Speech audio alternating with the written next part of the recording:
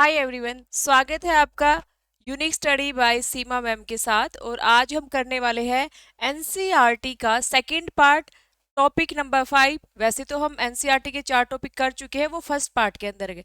ये जो पांचवा है ये सेकंड पार्ट के अंदर है, ठीक है। तो 4 टॉपिक हम कर चुके हैं, ये हमारा जो है पांचवा है। इसमें हम पढ़ेंगे यात्रियों के नजरिए। यात्री जो हम मध्यकाल जब स्टार्ट करते हैं और वहां पे जो यात्री आता है, स्पेशली अल बरूनी।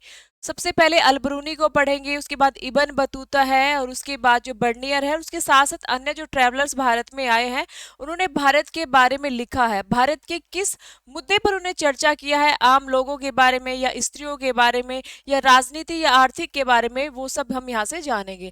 क्योंकि एग्जाम में सीधा डायरेक्ट क्वेश्चन आ जाता है। किस कई बुक, एक तो बुक पूछ ली जाएगी, इन सब ट्रेवलर्स की जो बुक पूछी जाती है, और बुक के साथ साथ और क्या पूछा जाता है, इनके बारे में कही हुई बातें जो इन्होंने कहा है भारत के बारे में, किसके काल में ये भारत में आए हैं, इन्होंने किस चीज को देखा है, किसको अपने यात्रा वृत्तांत में ऐड किया है, वो सब चीजें हम इसमें पढ़ते हैं, ठीक है।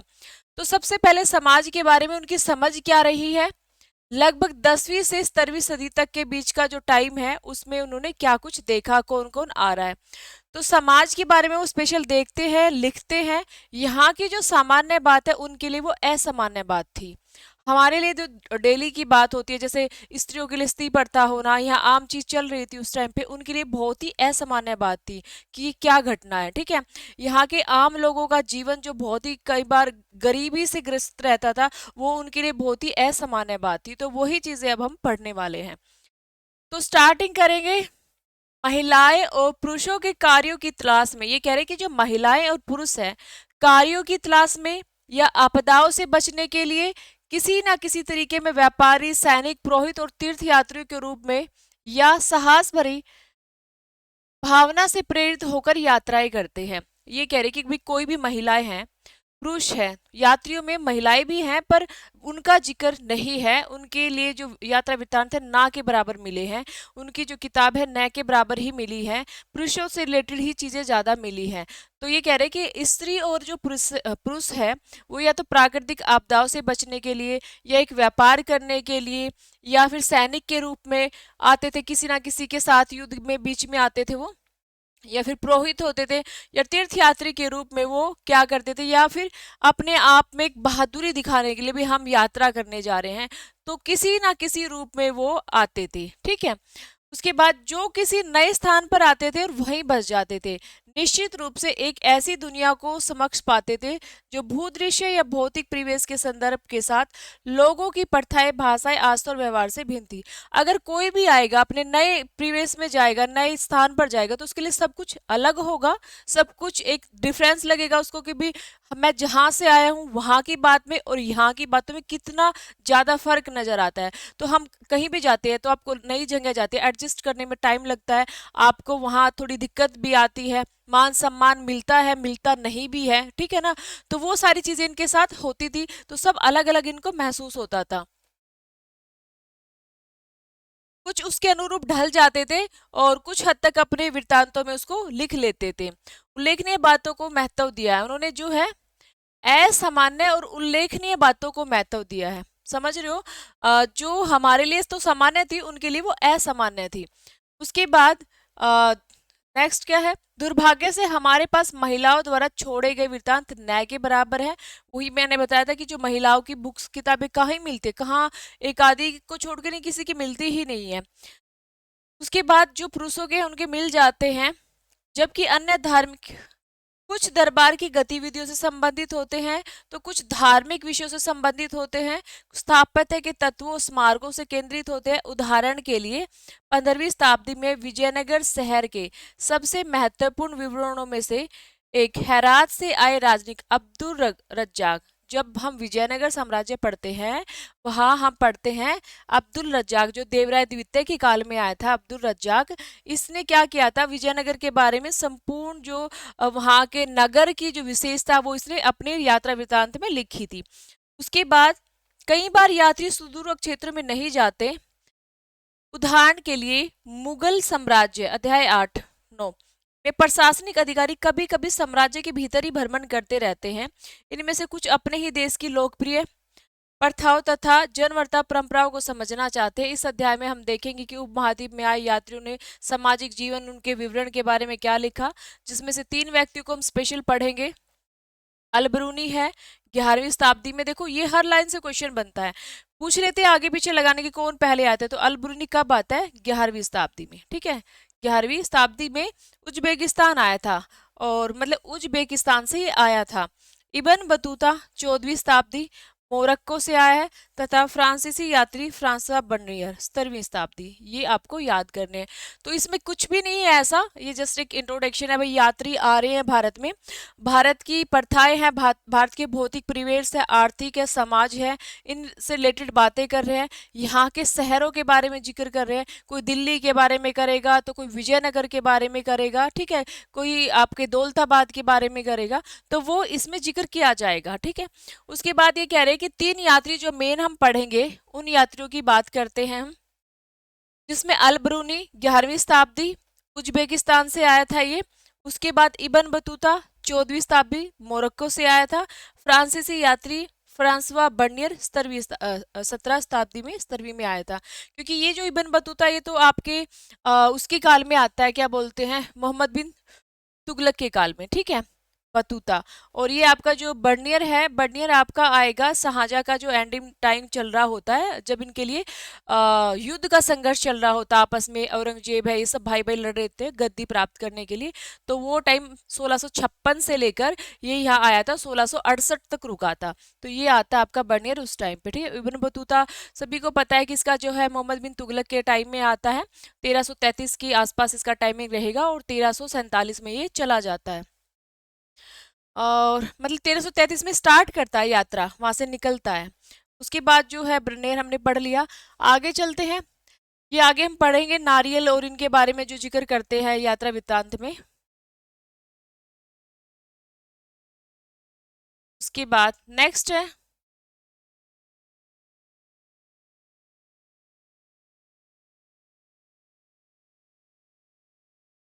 अलब्रूनी, जो है उसका एक उद्देश्य था क्या। अलब्रूनी ने अपने कार्यों का वर्णन इस प्रकार किया, उन लोगों के लिए सहायक जो उसे हिंदुओं धार्मिक विषयों पर चर्चा करना चाहते थे, और ऐसे लोगों के लिए एक सूचना का संग्रह जो उसके साथ संबंध रखना चाहते थे। इसमें ये कह रहा है कि इसने स्पेशली ब्राह्मणों के साथ, यहाँ के लोग जो धार्मिक विवाद पे बात करना पसंद करते हैं, उनके साथ इसने बातचीत की, उनके विचार लिए इसने, उनको अब उनसे अपने विचार दिए कि भाई आप सही हो कि गलत हो, वो सारी बातें इसने अपनी बुक्स में लिखी थी। पूरी तरह से भिन्न समाज और सांस्कृतिक पृष्ठभूमि से आने के कारण लेखक दैनिक गतिविधियों तथा प्रथाओं के प्रति अधिक सावधान रहते थे। देशज लेखकों के लिए यह सभी विषय सामान्य थे जो वृत्तांत के विषय में करने योग्य नहीं थे। नजरिए वही पॉइंट है, ये जब आप कोई नई चीज जगह जाओगे, तो आप एक एक दिन, आप मतलब आप 1 महीने के लिए कहीं गए हैं, आपका एक एक दिन का एक्सपीरियंस जो रहेगा, तजुर्बा रहेगा, वो अलग होगा। आपके लिए वहाँ की एक एक बात जो होगी वो नई रहेगी, लोग जो होंगे नए रहेंगे, पर यहाँ के लोगों के लिए वो चीज आम बात थी। ठीक है, तो ये कह रहे हैं कि ये तो हर दिन को अपनी यात्रा वृत्तांतों में ऐड करने के लिए एक तरह से सावधान रहते थे, पर यहाँ के लोग उसमें इतना इंटरेस्ट नहीं रखते थे भाई रोज वाली बातों में। तो इससे आप क्या समझ रहे हो? इससे आप ये समझ रहे हो कि ये कहना चाह रहे हैं बुक्स वाले या राइटर, ये कहना चाह रहे हैं कि आपको जो आम लोगों की या आम बातों की जो जानकारी मिलती है, वो विदेशी यात्रियों से मिलेगी। यहाँ के लोगों के यात्रा वृत्तांत में, या फिर यहाँ के लोगों के बुक्स में, यात्रा वृत्तांत मतलब इंडिया में जो घूम रहे थे, या यहाँ के लोगों के बुक्स में आपको वो जानकारी इतनी नहीं मिलती। यहाँ पर ज्यादातर साहित्य, राजनीतिक राजनीति, एक राजा के महल और राजा की उपलब्धियों से रिलेटेड बातें ज्यादा मिलती है। ये कहना चाह रहा है कि ये लोग आम जनता की बातों को, आम रीति रिवाजों को, कुरीतियों को, उन सब चीजों को अपने बुक्स में पिरोते रहते थे, पर यहाँ वाले जो इतिहासकार है वो आम चीजों पर ध्यान नहीं देते थे। अब अलब्रूनी की किताब अल उल हिंद है, ये फेमस बुक है भाई, इसकी बार बार एग्जाम में पूछी जाती है। अल उल हिंद, अल ब्रूनी। ख्वारिज्म से पंजाब तक। अल ब्रूनी का जो जन्म है वो आधुनिक उज्बेकिस्तान में स्थित ख्वारिज्म में होता है। टाइमिंग है 973 में। ख्वारिज़्म एक बहुत ही अच्छा शिक्षा का केंद्र है। जैसे हम भारत में तक्षशिला, वाराणसी इन सबको पढ़ते हैं, तो वहाँ पे ख्वारिज़्म बहुत ही एक अच्छा केंद्र रहा था। उसने वहाँ पे अच्छी खासी शिक्षा प्राप्त की थी और बहुत सारी लैंग्वेज को उसने जाना था, जिसमें सीरियाई, फारसी, हिब्रू तथा संस्कृत भी शामिल थी। उसने संस्कृत के बारे में भी जानकारी थी। तो ये चीज़ें कई बार पूछ ली जाती है एग्जाम में। उसको सीरियाई, फारसी, हिब्रू तथा संस्कृत भी शामिल थी। यूनानी भाषा, अरबी तो उनकी मेन होती ही है, अरबी तो थी ही। जो ये यूनानी भाषा, इसकी जानकारी उसको नहीं थी।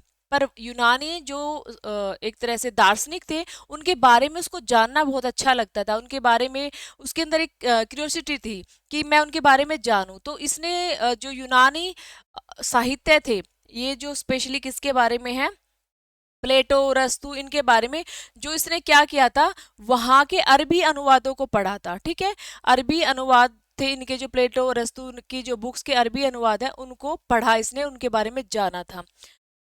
उसके बाद 1017 में ख्वारिज्म पर आक्रमण किया था किसने, गजनवी ने, महमूद गजनवी। उसने यहाँ पे अटैक किया और इसको मतलब दास बना ले, क्योंकि जहां पर अटैक करते थे वहां से वो जो मर्जी ले सकते थे, दार्शनिक ले सकते थे, कवि, साहित्यकार, जो भी वहां से उठा सकते हैं। तो ये वहां से इसको भी बंधक बना के ले आया था। अल ब्रूनी भी उनमें से एक था और बंधक के रूप में गजनी आ गया था। धीरे धीरे उसको ये गजनी शहर पसंद आया और 70 साल तक वो वहीं पर रहा था। जैसे ही वो वहां रह रहा था, वहां रहते रहते उसको भारत से भी भारत के बारे में जानने की जो है उसको इच्छा जगी कि मैं उसके बारे में जानूं क्या कुछ है। क्योंकि भारत में लोग आने जाने लगे थे, पंजाब को हिस्सा बना लिया था उन्होंने, अपना अधिकार में कर लिया था। तो लोग आते जाते रहते थे। गज मतलब जो भी आक्रमणकारी है उनके साथ भारत में, भारत के वहां जाते रहते, तो विचारधारा आपस में एक दूसरे जो है तरफ मुड़ रही थी। तो इसको यहाँ के बारे में बातचीत पता चली, तो उसका भी यहाँ आने का मन किया। तो एक बहुत बड़ी बात है कि वहां रहते रहते उसको भारत में इंटरेस्ट होने शुरू हो गया था। तो यही कह रहे हैं कि अलबरूनी की भारत के प्रति रुचि विकसित हुई, यह कोई असामान्य बात नहीं थी। 18वीं शताब्दी में संस्कृत में रचित खगोल विज्ञान, गणित और चिकित्सा संबंधी कार्यों का अरबी भाषा में अनुवाद होने लगा था। खगोल विज्ञान, गणित और चिकित्सा संबंधी कार्यों का अरबी भाषा में अनुवाद होने लगा था। कब? 8वीं शताब्दी। 8वीं शताब्दी मतलब 700 कुछ का जो टाइम चल रहा था। अब ये जब अरबी में ये चीजें होने लगी थी, तो सब जगह पहुंच रही थी तो वो पढ़ी भी जा रही थी, यहाँ की जानकारी भी लोगों को मिल रही थी। तो गजनबी साम्राज्य का हिस्सा बन जाने के बाद यहाँ के लोगों का आपस में संपर्क हुआ, लोग आते जाते रहे थे और ये चीजें एक दूसरे की तरफ मोड़ कर रही थी और जानकारी भी मिल रही थी। तो यही कुछ इसमें लिखा हुआ है, यही है इसके अंदर। अब किताब उल हिंद के बारे में क्या कुछ लिखा हुआ है देख लीजिए। अरबी में लिखी हुई जो किताब उल हिंद है, कौन सी लैंग्वेज में लिखी हुई है? अरबी में। इनकी जो भाषा है, हिब्रू है, सीरियाई है, फारसी है, संस्कृत है, अरबी है, इन सब की इसको जानकारी थी। इसकी जो बुक का नाम है किताबुल हिंद, की भाषा सरल और स्पष्ट है।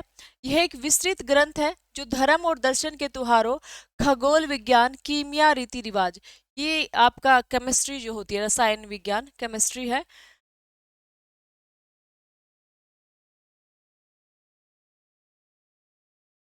प्रथाओं, सामाजिक जीवन, भार तोल, ये ध्यान से देखना, पूरा एक पैराग्राफ से क्वेश्चन बन सकता है कि अल ब्रूनी ने अपनी किताब में किन किन चीजों को ऐड किया हुआ है। ठीक है, तो अरबी ने लिखी हुई अल ब्रूनी की कृति में किताब उल हिंद, पहले तो इसकी बुक्स याद रखना। अल ब्रूनी कौन था?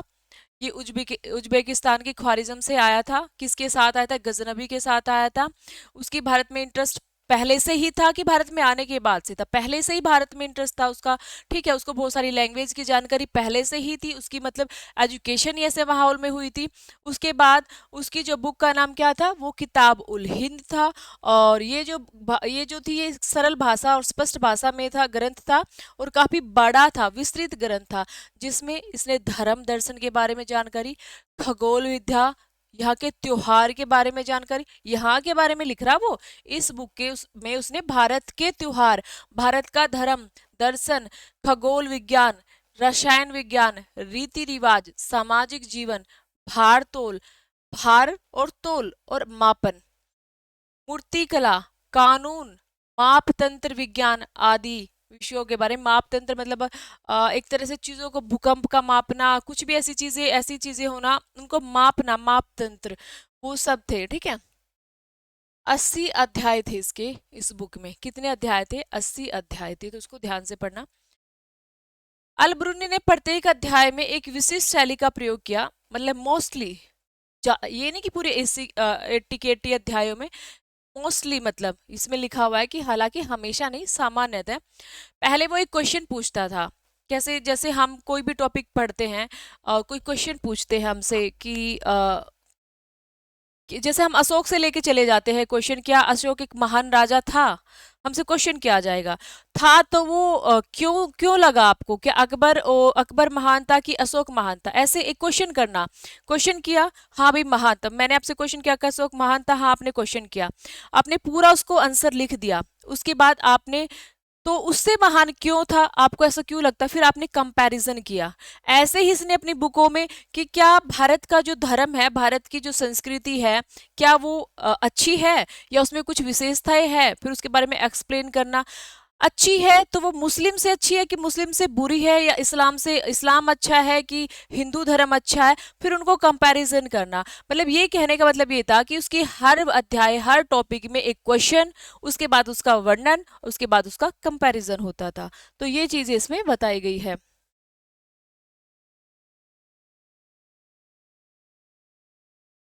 नेक्स्ट है अलब्रूनी, जिसने लेखन में भी अरबी भाषा का प्रयोग किया है और उपमहाद्वीप के सीमांत क्षेत्र में रहने वाले लोगों के लिए लिखी है।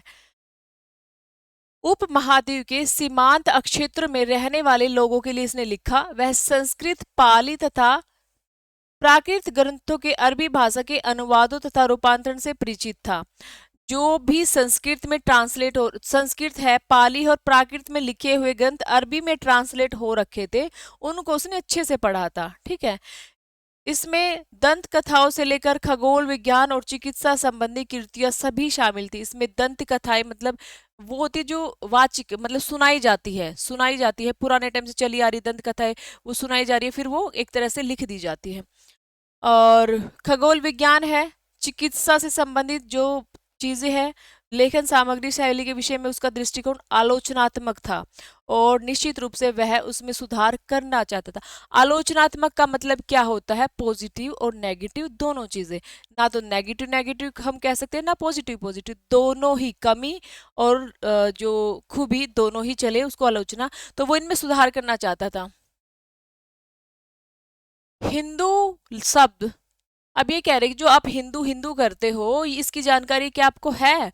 हिंदू शब्द है जो छठी 5वीं शताब्दी ईसा पूर्व में प्रयुक्त होने वाले एक प्राचीन फारसी शब्द, जिसका अर्थ है सिंधु नदी।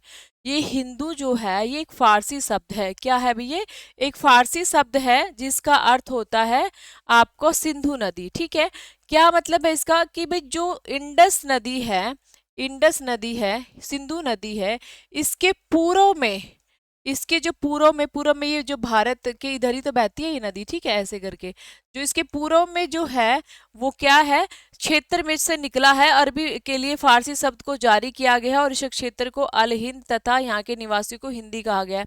जो पूर्व वाला क्षेत्र है सिंधु नदी के, वहां जो रहने वाले लोगों के बारे में कहा गया है भाई हिंदू। ठीक है, उसी के लिए ये अल हिंद शब्द निकाला गया है और वहां के निवासियों को हिंदी कहा गया। कालांतर में तुर्कों ने सिंधु से पूर्व में रहने वाले लोगों को हिंदू, सिंधु से पूर्व में रहने वाले लोगों को हिंदू, उनके निवास क्षेत्रों को हिंदुस्तान और उनकी भाषा को हिंदवी कहा है।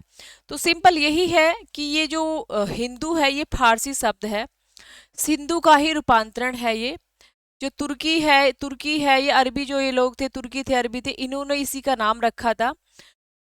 जो आपकी सिंधु नदी है, सिंधु नदी के जो पूर्व वाले क्षेत्र में रहने वाले लोगों को इन्होंने हिंदू, यहाँ का जो क्षेत्र है उसको हिंदुस्तान, और यहाँ की जो भाषा थी उसको हिंदवी कहा था। तो ये पॉइंट है कि भाई आपका ये कोई जाति को इंडिकेट नहीं करता हिंदू शब्द, ये क्षेत्र को और वहाँ के लोगों को इंडिकेट करता था। ठीक है, कि भाई जाति का शब्द तो ये बाद में बना है, हिंदू जाति तो बाद में बनी है, पहले ये एक क्षेत्र के लिए कहा गया है, ऐसा कहते हैं।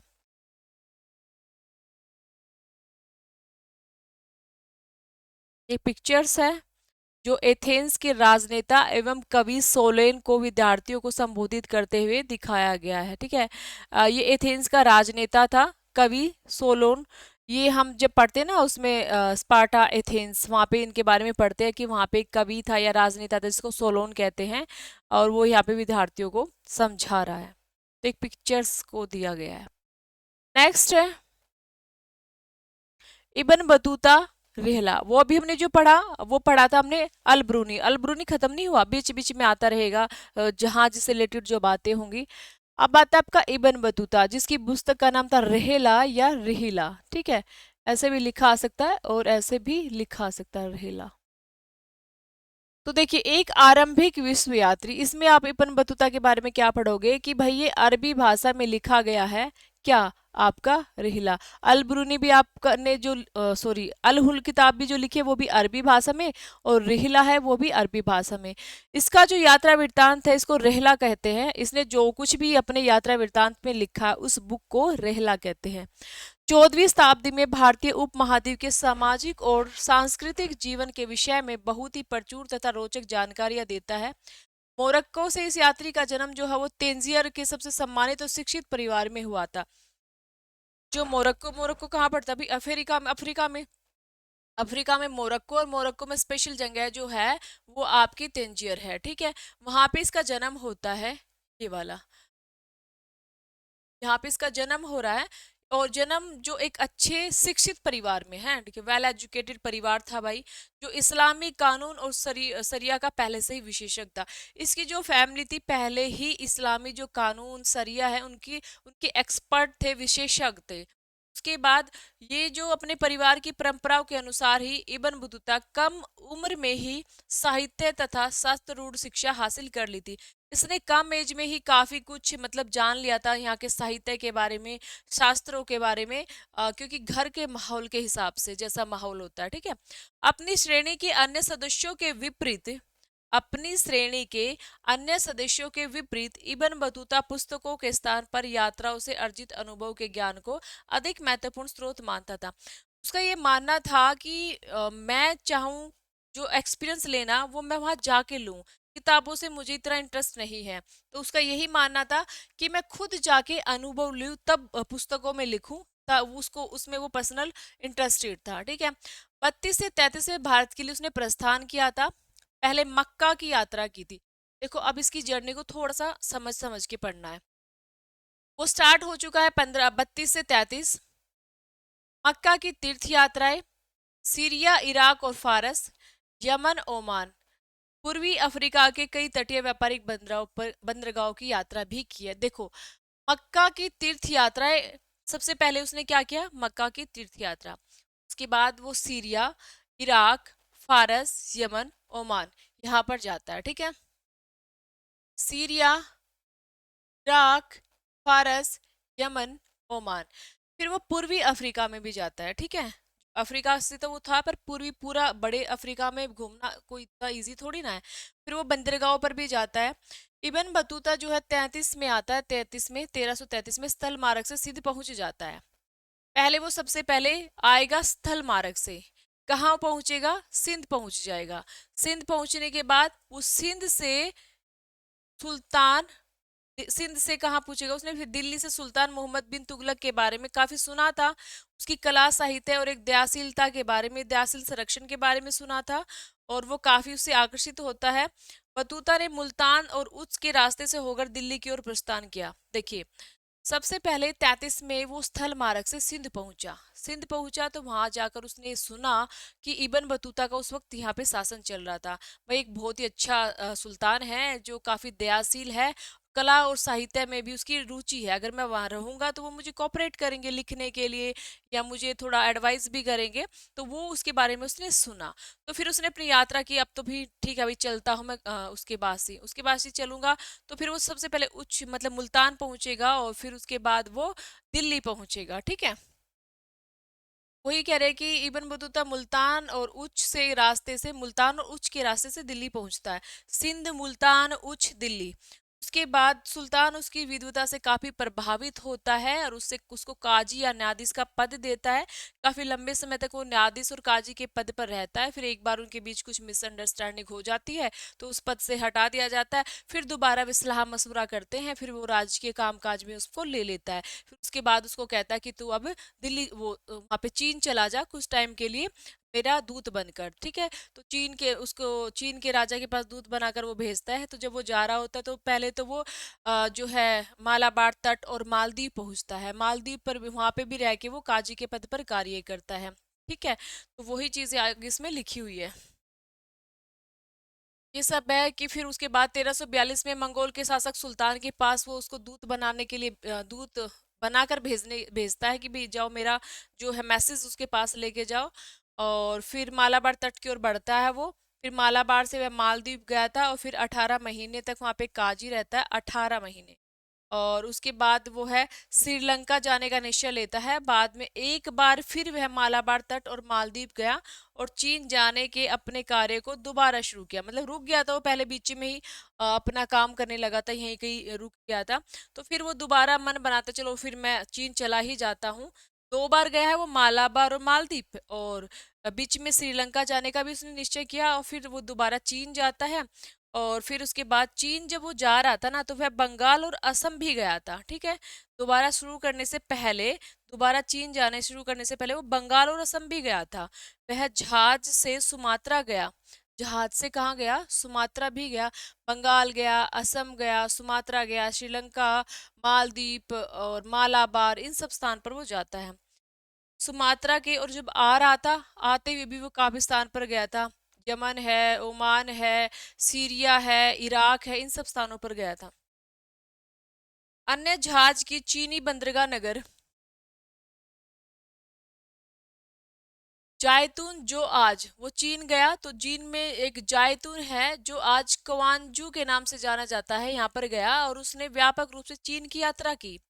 वह बीजिंग तक गया, ठीक है। वो चीन गया, चीन में गया, चीन की भी उसने काफी यात्रा की। सबसे पहले तो वो जायतून क्वांजू नाम पर जो है वो गया, क्वांजू या जायतून। उसके बाद जो है वो व्यापक रूप से उसने चीन की यात्रा की और बीजिंग तक गया। लेकिन वहां लंबे समय तक वो नहीं ठहरा और उसको लगा भाई बस अब चले। 1347 में वहां से वो निकल लिया, ठीक है। घर जाने की वो तैयारी अब करने लगा था। चीन के विषय में उसके जो वृत्तांत है, जो भी उसने लिखा है, उसकी तुलना मार्को पोलो के वृत्तांतों से की जाती है।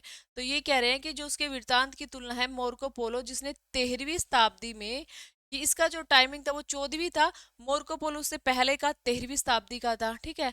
अंत में वेनिस से चलकर चीन और भारत की यात्रा की, ठीक है। और वृत्तांत भी मतलब इसकी जो कंपैरिजन है उससे की जाती है। यही बता रखा है कि मार्को पोलो से उसकी यात्रा वृत्तांत की कंपैरिजन की जाती है। मार्को पोलो है वो 13वीं शताब्दी में गया था। इब्न बतूता ने नवीन संस्कृति लोगों रास्ताओं के मान्यता के विषय में सावधानी से कुशलता पूर्वक दर्ज किया।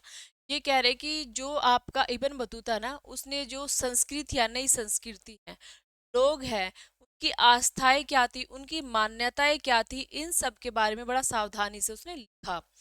हमें ध्यान रखना होगा कि विश्व यात्री 14वीं शताब्दी की यात्राएं कर रहे अब आज की तुलना के या 1 मिनट छूट तो साइड का बुक्स ये है, हाँ है, अभी इसको बता देती हूँ। इसमें ये कह रहा है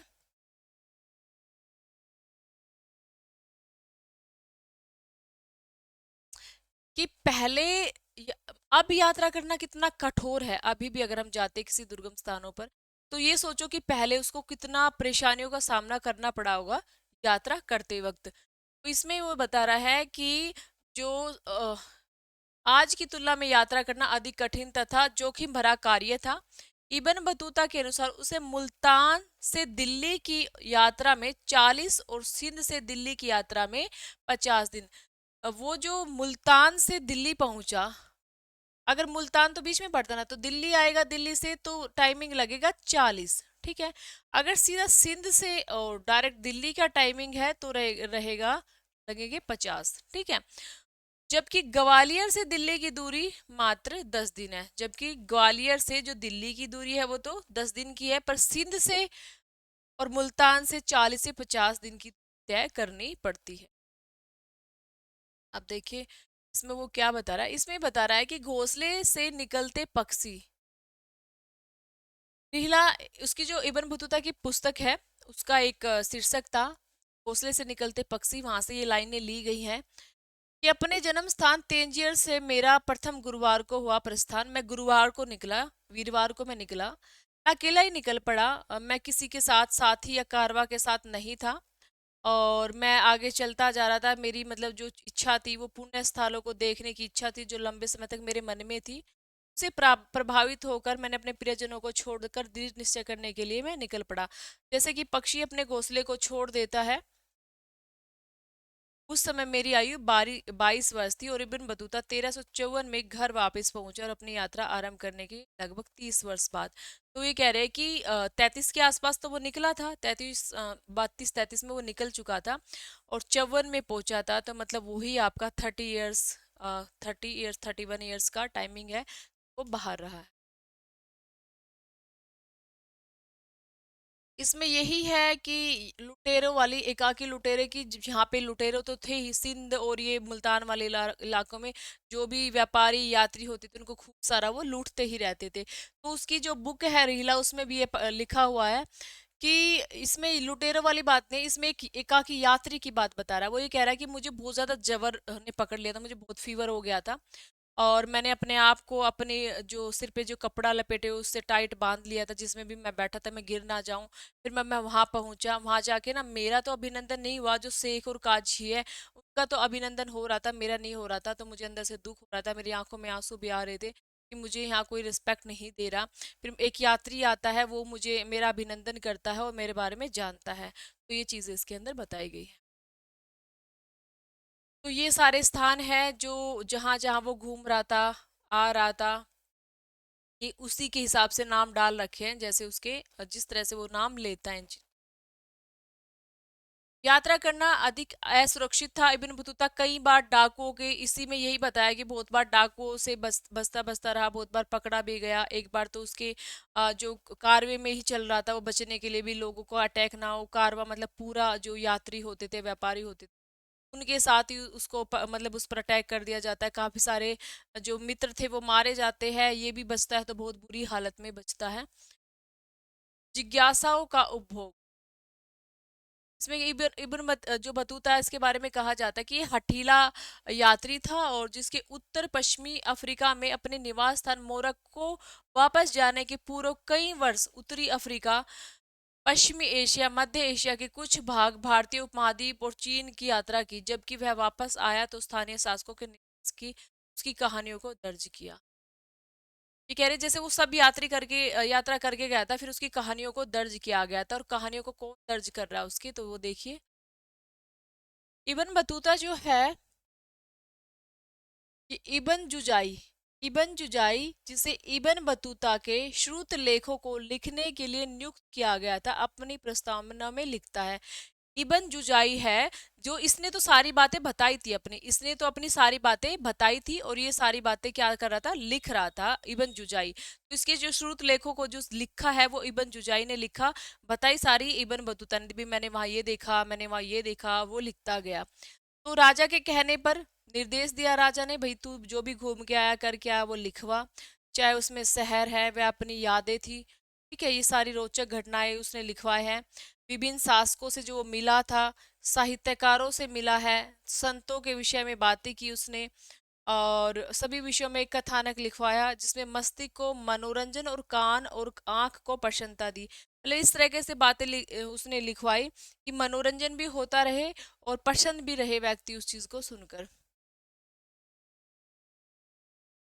इब्न बतूता के पद चिन्हों पर, ये क्या कह रहा है कि जो इब्न बतूता के पद चिन्हों पर, मतलब आगे आगे, पद चिन्ह का मतलब होता है मैं आगे आगे पीछे पीछे कोई ना कोई मेरे आ ही जाता है। तो 1400 से 1800 के बीच भारत आए यात्रियों ने फारसी में से कई यात्रा वृत्तांत लिखे। भारत के मध्य एशिया है, जैसे ईरान है, और ओटोमन साम्राज्य की यात्रा करने वालों ने भी कभी कभी अपने अनुभव लिखे। अलबरूनी इबन बतूता के पद चिन्हों का अनुसरण करके, समझ आ रहा है, यही बातें कह रहे हैं कि वो आ रहे हैं तो उसके पद चिन्हों का अनुसरण करके बहुत सारे लेखक आए थे। इनमें से सबसे प्रसिद्ध जो लेखक है वो अब्दुल रज्जाक समरकंदी, जो विजयनगर में देवराय द्वितीय के टाइम आता है। 1440 के दशक में दक्षिण भारत की यात्रा इसने की थी। कहाँ की थी? 1440 में। देखो इसमें ना कई सारे लिखे हुए, ध्यान से पढ़ना। ये 1440 में आ रहा है दक्षिण भारत में, मतलब 1500 शताब्दी। टाइमिंग 15वीं शताब्दी बोला जाएगा, और वैसे 1440 है इसका टाइम। उसके बाद है महमूद वली बल्खी, 1620 के दशक में यात्रा की इसने। उसके बाद है शेख अली हाजिन, 1740 के दशक में आया। इसमें कुछ लेखक भारत से सम्मोहित हो गए थे, तो भारत अच्छा लगा था उनको। कुछ लोग ऐसे होते हैं, एक महमूद बल्खी चा जो कुछ समय के लिए यहाँ सन्यासी ही बन गया था, मतलब उसको इतना पसंद आ गया था भारत। कुछ अन्य ऐसे थे जो भारत से निराश थे, जैसे हाजिन। हाजिन को भारत से निराशा मिल रही थी, वो उसको पसंद नहीं आ रहा था भारत। क्यों नहीं आ रहा था? क्योंकि वो भारत से घृणा करने लगा था कि उसका जो वेलकम की वो सोच रहा था, जो वेलकम की वो सोच रहा था, उसको वहाँ वेलकम नहीं मिला। जैसे कुछ लोग विदेश में जाना पसंद करते हैं बहुत ज्यादा, पर जो मान सम्मान उनको यहाँ मिल रहा होता वह नहीं मिलता। ठीक है, बस काम पैसा काम पैसा। तो वहां से वो फेडअप हो जाता है, एक टाइम उनको ये लगता है कि अपना ही देश अच्छा है, तो ऐसे ही इनको लगा होगा। हाँ, इसमें एक बार से फिर पढ़ लेते हैं। इनकी जो अब जो टाइमिंग देख लीजिए, अब्दुल रजाक जो आ रहा है वो 1440 में आ रहा है। किसके बाद आ रहा है वो आपके इब्न बतूता के बाद आ रहा है। फिर अब्दुल रज्जाक के बाद जो आ रहा है वो शेख अली हाजिर, सॉरी, महमूद वली बल्खी। फिर वो आता है बल्खी 1620 में, बल्खी 1620 में। फिर उसके बाद जो आ रहा है वो हाजिन है 1740 में। बल्कि यहीं रह जाता है, संन्यास ले लेता है, और हाजिन यहाँ से नाराज हो जाता है। फ्रांसिसवा बर्नियर एक विशिष्ट चिकित्सक था। अब बर्नियर के बारे में पढ़ेंगे भाई, इसका जो है ये एक विशिष्ट चिकित्सक रहा है। इसके बारे में जानकारी हम पढ़ेंगे कि 1500 ईसा पूर्व में भारत में पुर्तगालियों के आगमन के पश्चात उसमें से कई लोग भारतीय सामाजिक रीति रिवाजों और धार्मिक प्रथाओं के विषय में वृत्तांत लिखे थे। उन्होंने उनमें से कुछ चुनिंदा लोग, जैसे जे, जेसुइट रोबर्टो नोबिली ने तो भारतीय ग्रंथों को यूरोपीय भाषाओं में अनुवादित भी किया। सबसे प्रसिद्ध यूरोपीय लेखकों में से एक नाम दुआर्ते बारबोसा भी था। दक्षिण भारत के व्यापार, दक्षिण भारत और समाज का एक विस्तृत विवरण लिखा। कालांतर में 1600 ईस्वी के बाद भारत में आने वाले डच, अंग्रेज तथा फ्रांसीसी यात्रियों की संख्या बढ़ने लगी थी। प्रसिद्ध नाम एक जोहरी था, जो बेपिस्ट ट्रेवनियर था, जिसने कम से कम 6 बार भारत की यात्रा की थी। यह विशेष रूप से भारत की व्यापारिक स्थितियों को बहुत प्रभावित था, और उसके बाद भारत की तुलना ईरान और ओटोमन साम्राज्य से की थी। दोबारा जानिए ये क्या कह रहे हैं इसमें, कि जो पुर्तगाली भारत में आ गए थे, उनके आगमन से क्या हुआ था, यहाँ के जो सामाजिक रीति रिवाज है, पुर्तगालियों ने तुम्हें पता है यहाँ विवाह करना शुरू कर दिया था। यहाँ के जो रीति रिवाज सामाजिक जीवनों में इंटरफेयर करना शुरू कर दिया था। तो यहाँ से ना काफी बड़े बड़े वृत्तांत मिले हैं इस बारे में। और कुछ चुनिंदा लोग हैं, जिसमें स्पेशल एसुइट रोबर्टो नोबली ने तो भारतीय ग्रंथों को यूरोपीय भाषाओं में अनुवादित कर दिया। अभी तो हम पढ़ रहे हैं अरबी भाषा में अनुवाद। ये कह रहा है यूरोपीय भाषाओं में ही अनुवाद कर दिया था जो भारत के जो ग्रंथ रहे थे। स्पेशल किसने? Joist Roberto Nobili. उसके बाद नेक्स्ट क्या कह रहे हैं कि इसके बाद जो एक यूरोप का लेखक था फेमस, जिसका नाम था दुआर्ते बारबोसा, उसने भी भारत के व्यापार और समाज पर काफी कुछ लिखा है। वो छह ये जो सॉरी ये बारबोसा ने तो लिखा है। उसके बाद कालांतर में 1600 ईस्वी के बाद जब डच, अंग्रेज और फ्रांसीसी भारत आ गए थे, तो उसके उनमें उनके बाद ही एक आता है पेपिस्ट ट्रेवनियर। ठीक है, ट्रेवनियर भारत में आया और उसने 6 बार भारत की यात्रा की। उसने भी भारत के व्यापार के बारे में काफी कुछ लिखा। व्यापार पर काफी जोर दे रहे हैं भाई, व्यापार के बारे में ही आपका बारबोसा, और समाज के बारे में भी लिख रहा है बारबोसा। और ये जो लिख रहा है, ये व्यापार के बारे में लिख रहा है आपका ट्रेवनियर। और ये कह रहा है कि जो भारत की तुलना है ये ईरान और ओटोमन साम्राज्य, जो रोम था, ओटोमन साम्राज्य से कर रहा है। इसमें कई यात्री जैसे इतावली चिकित्सक, इसमें और भी यात्री थे, जैसे एक इतावली चिकित्सक था मनु की, कभी भी यूरोप वापस नहीं गए और भारत में ही बस गए थे। जो ये मनुकी था ये भारत में ही बस गया था, यूरोप ही नहीं गया वापस। और जो आपका अभी हमने पढ़ा बर्नियर था, ट्रेवलर था, ये भी 6 बार भारत में आ रहा था। फ्रांस की बर्नियर नहीं, ट्रेवनियर, वैसे ट्रेवनियर है, ट्रेवनियर भी लिखा होता है, ट्रेवनियर। फ्रांस में रहने वाले फ्रांसिसवा बर्नियर एक चिकित्सक थे। ये भी एक चिकित्सक था, ठीक है। मनुकी भी एक चिकित्सक था, इतावली। ये फ्रांस का था चिकित्सक बर्नियर। एक चिकित्सक था, राजनीतिक भी था, दार्शनिक भी था और एक इतिहासकार भी था। बर्नियर की क्या विशेषताएं थी? ये एक राजनीतिक भी था, दार्शनिक भी था, चिकित्सक भी था और इतिहासकार भी था। लोगों की तरह ही वह मुगल साम्राज्य के अवसरों की तलाश में आया था। वह 1656 से 1668 तक भारत में 12 वर्ष तक रहा था।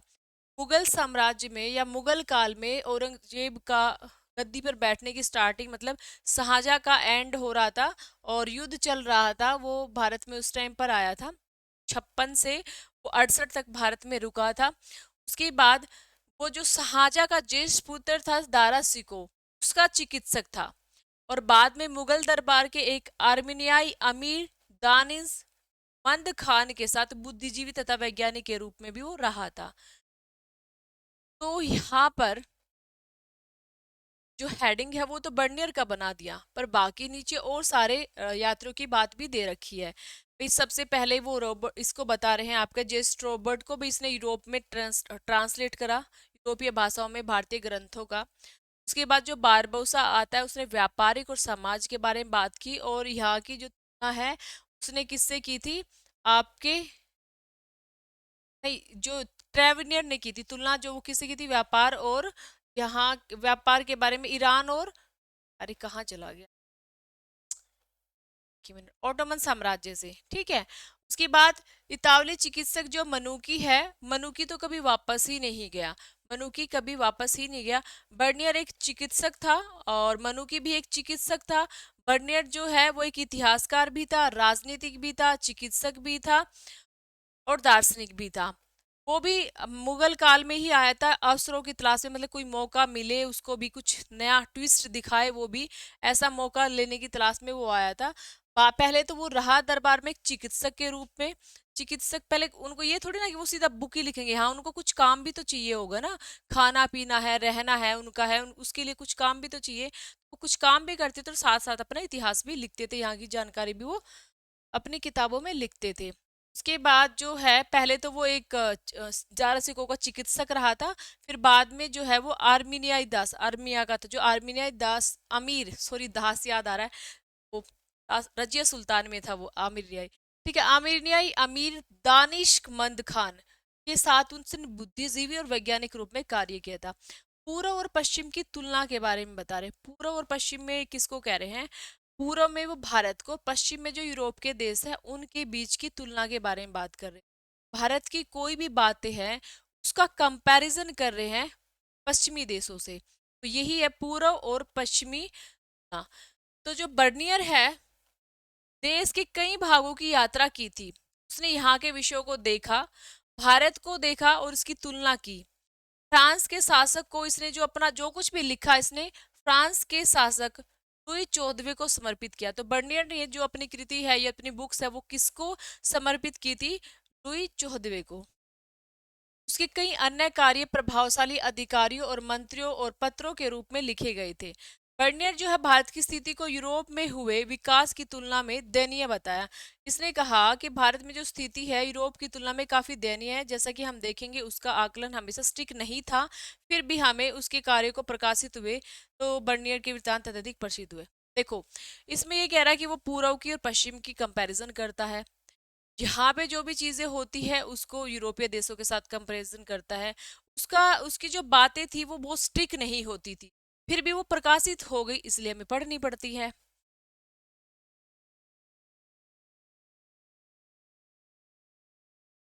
ये ट्रेवनियर का चित्र है भाई, ट्रेवनियर का, ये भारतीय पोशाक पहन के उसने फोटो खिंचवाई, जैसे कहीं जाते हैं भारतीय पोशाक में फोटो ले लेते हैं, ठीक है।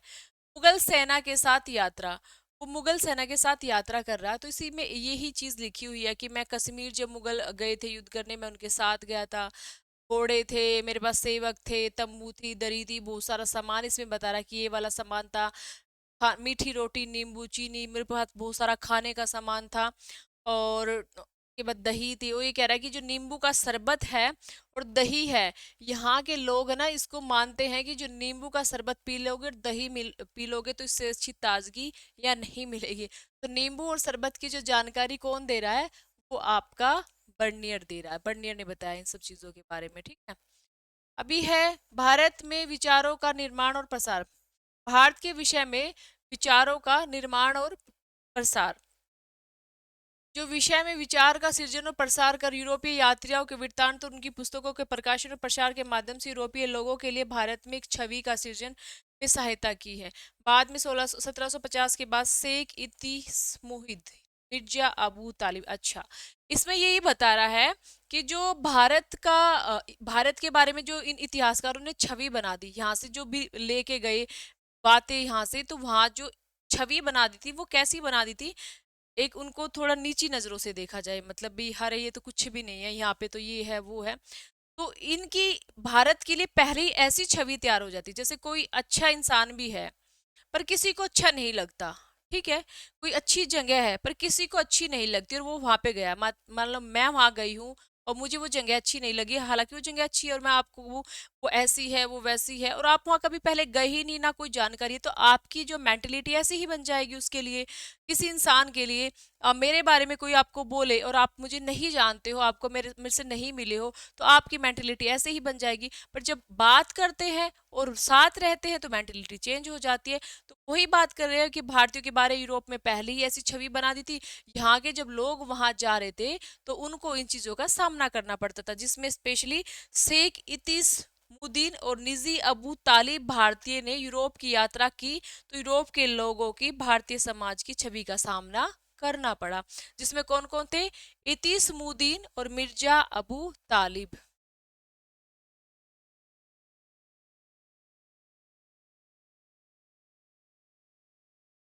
अब बर्नियर के जो कार्य है वो 1670 से 71 में प्रकाशित हुए थे। बर्नियर के जो कार्य है वो 1670 और 1671 में प्रकाशित हुए थे। और अगले 5 वर्षों के भीतर अंग्रेजी, डच, जर्मन और इतालवी भाषाओं में भी इनका अनुवाद हो गया था। सबसे पहले 68 तक रहा है यहाँ पे। 68 के बाद 70 में जो है इसके जो कार्य है या जो इसकी बुक्स है वो प्रकाशित हो गई थी। उसके बाद अगले 5 वर्षों के अंदर अंदर जाके, मतलब 70 से 1725, नहीं, अगले 5 वर्षों में अंग्रेजी, डच और जर्मन और इतावली में। और 70 से 25 के बीच उसका वृत्तांत फ्रांसिस में 8 बार। फ्रांस का था क्योंकि फ्रांसीसी में सबसे बार होगा, तो 8 बार उसका पुनर्मुद्रित, बार बार मतलब वो पुनर्मुद्रित हो रहा था। 84 तक यह 3 बार अंग्रेजी में, ठीक है। 1684 तक यह 3 बार अंग्रेजी में हो गया, 8 बार ये फ्रांसीसी में हो गया था। यह अरबी और फारसी वृत्तांतों का जितना प्रसार हस्तलिपियों के रूप में होता था और जो 1800 से पहले सामान्यतः प्रकाशित नहीं होते थे, वो पूरी में विपरीत।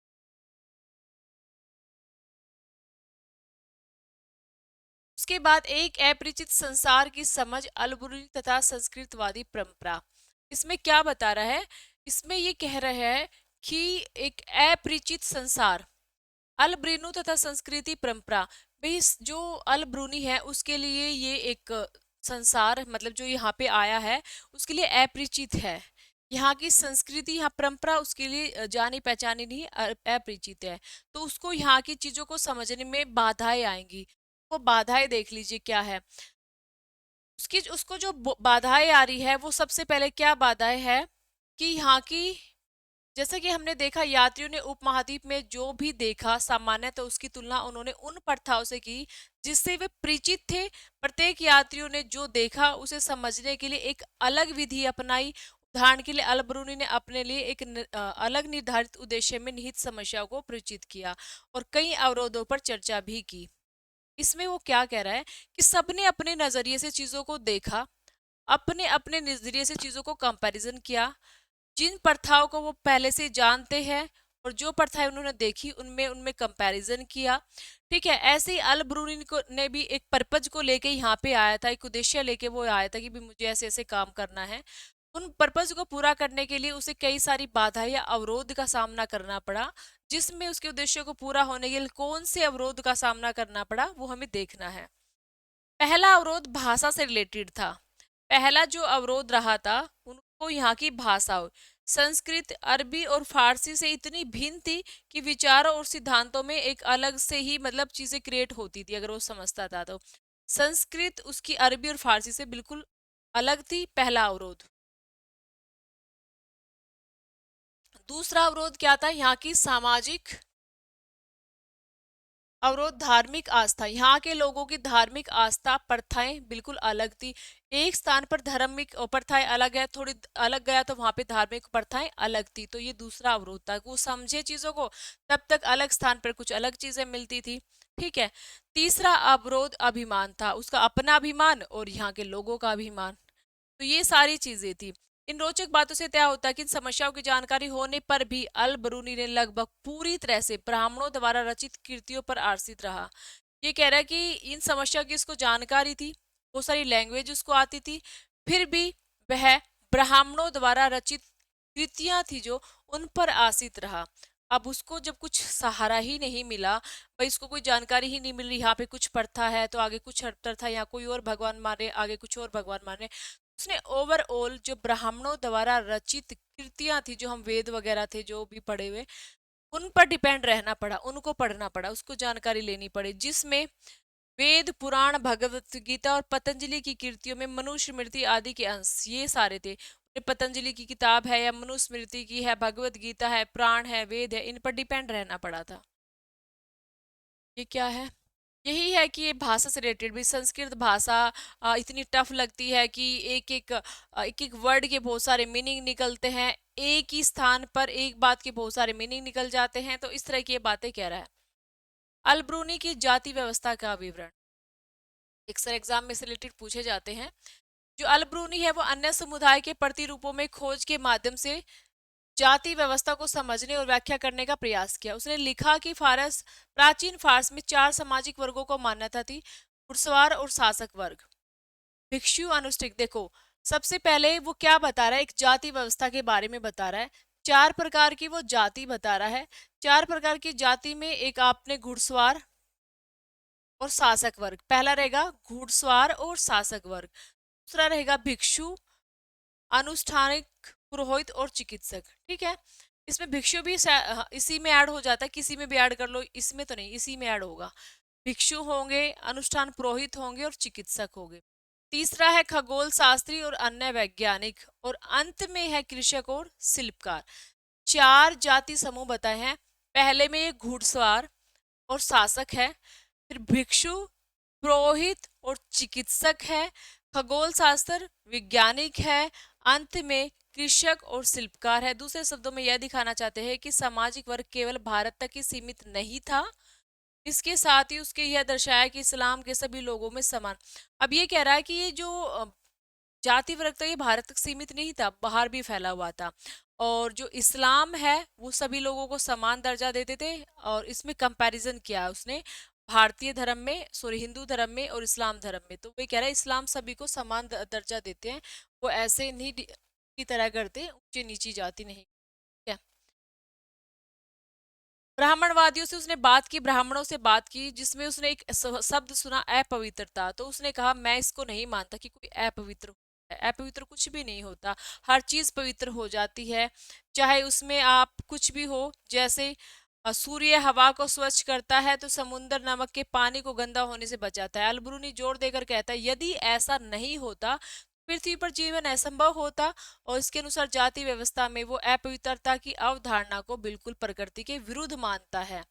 अब वर्ण व्यवस्था में जो वो ये कह रहा है, जो हम पढ़ते हैं ना वेद काल में, कि जो वर्ण व्यवस्था है वो उसको पढ़ता है कि भाई यहाँ के लोग कह रहे हैं कि ब्राह्मण जो है वो सिर से उत्पन्न हुए हैं, क्षत्रिय है जो कंधों से उत्पन्न हुए हैं, और जो ये आपके जंघाओं से वैश्य, ऐसे करके कह रहा है कि पहली दो जातियों में थोड़ा सिमिलरिटी है, कोई ज्यादा नहीं है, और लास्ट की दो में भी सिमिलरिटी है, मतलब कोई ज्यादा फर्क नहीं है। पर अगर सबसे ऊंची जाति ब्राह्मण को ले और शूद्र को ले तो कहीं कोई तुलनीय ही नहीं है, बहुत मतलब अंतर है, बहुत बड़ा अंतर है। उसके बाद ये जाति व्यवस्था को लेकर अलबरूनी के विवरण और नियामक संस्कृत ग्रंथों के अध्ययन से पूरी तरह से गहनता से प्रभावित था। और यही है इसमें, और कुछ नहीं है। एक शब्द था अत्यज, हाँ, इस शब्द पर वो बात करता है अत्यंश। यहाँ पे क्या बात कर रहा है कि श्रेणियों से सम्मानित यह अपेक्षा की जाती थी वे किसानों जमींदारों और सस्ता श्रम उपलब्ध करे। भाई इन लोगों से यह माना जाता था कि इसको वर्णों से, चारों वर्णों से भी अलग ही रखा जाता था। ये सबसे अलग ही थी, अलग निकाल रखा था इसको। अक्सर समाज की प्रताड़ना सहन करते थे और ये जमींदारों को और इनको सस्ता श्रम मतलब फ्री, नाम मात्र फ्री में ही एक तरह से काम ये करते थे इनके लिए। तो अत्यंत वर्ड का भी प्रयोग किया है इसने। उसके बाद अभी ये कितना रहता है, फिर उसके बाद 1 मिनट क्लास में तो नहीं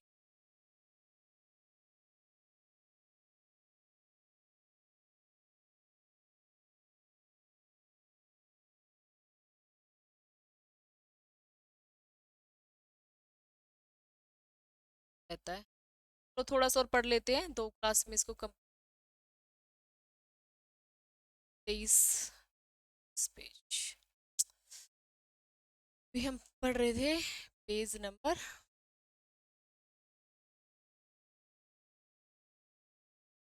क्या पढ़ रहे थे हम? नंबर 12 था शायद से।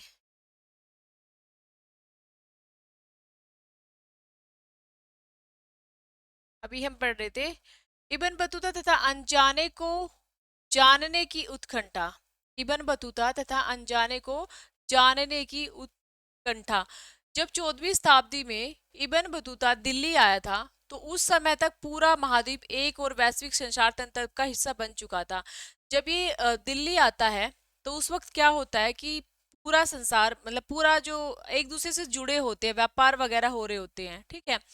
चीन से लेकर पश्चिमी उत्तरी पश्चिमी अफ्रीका, यूरोप, इन सब तक फैला हुआ था।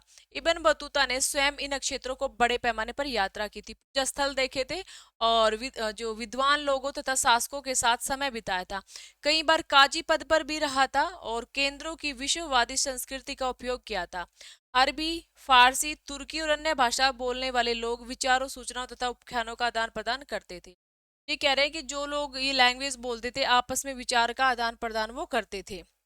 अपनी धर्मनिष्ठा के लिए प्रसिद्ध लोगों की ऐसे राजाओं जो निर्दयी और दयावान दोनों हो सकते हैं, सामान्य पुरुषों और महिलाओं तथा उसके जीवन की कहानियां जो भी कुछ अपरिचित था उनके विशेष रूप से रेखांकित किया। ऐसा यह सुनिश्चित करने के लिए किया जाता था।